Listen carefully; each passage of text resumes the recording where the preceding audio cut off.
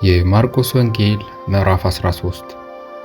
እርሱም ከመቅደስ ሲወጣ ከደቀ መዛሙርቱ አንዱ መምህር ሆይ እንዴት ያሉ ድንጋዮችና እንዴት ያሉ ሕንጻዎች እንደሆኑ እይ አለው።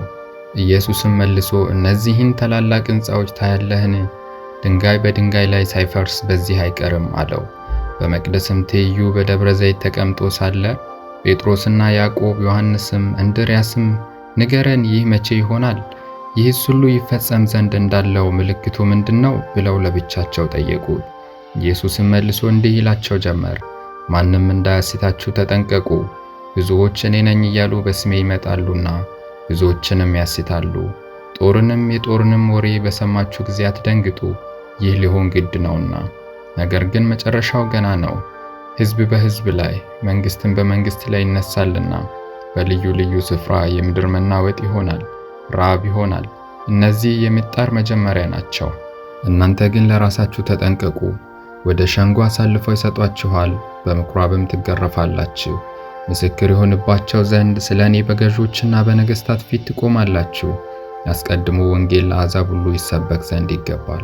ሲጎትቷችሁና አሳልፈው ሲሰጧችሁም ምን እንድትናገሩ አስቀድማችሁ አትጨነቁ። ዳሩ ግን በዚያች ሰዓት የሚሰጣችሁን ተናገሩ። የሚነግረው መንፈስ ቅዱስ ነው እንጂ እናንተ አይደላችሁምና።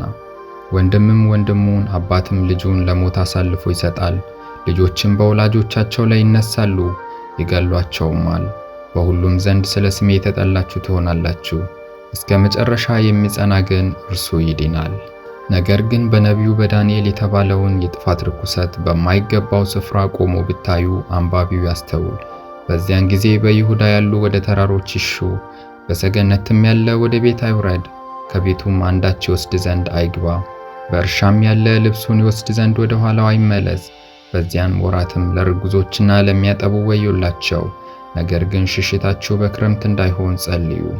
በዚያን ወራት እግዚአብሔር ከፈጠረው ከፍጥረት መጀመሪያ ጀምሮ እስካሁን ድረስ ያልሆነ ደግሞም የማይሆን የመከራ አይነት ይሆናልና።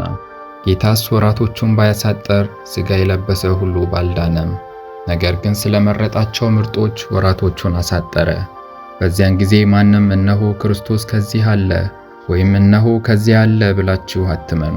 ሐሰተኞች ክርስቶሶችና ሐሰተኞች ነቢያት ይነሳሉና ቢቻላቸውስ የተመረጡትን እንኳ ያሲቱ ዘንድ ምልክትና ድንቅ ያደርጋሉ። እናንተ ግን ተጠንቀቁ፣ እነሆ አስቀድሜ ሁሉን ነገርኋችሁ።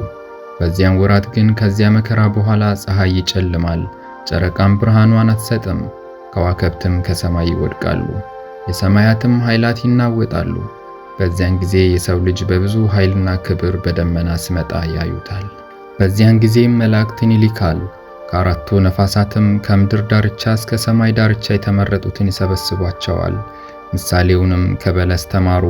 ጫፏ ሲለሰልስ ቅጠሏም ሲያቆጠቁጥ ያን ጊዜ በጋ እንደቀረበ ታውቃላችሁ። እንዲሁ ደግሞ እናንተ ይህን ሁሉ መሆኑን ስታዩ ቀርቦ በደጅ እንደሆነ እወቁ። እውነት እላችኋለሁ ይህ ሁሉ እስኪሆን ድረስ ይህ ትውልድ አያልፍም። ሰማይና ምድር ያልፋሉ፣ ቃሌ ግን አያልፍም።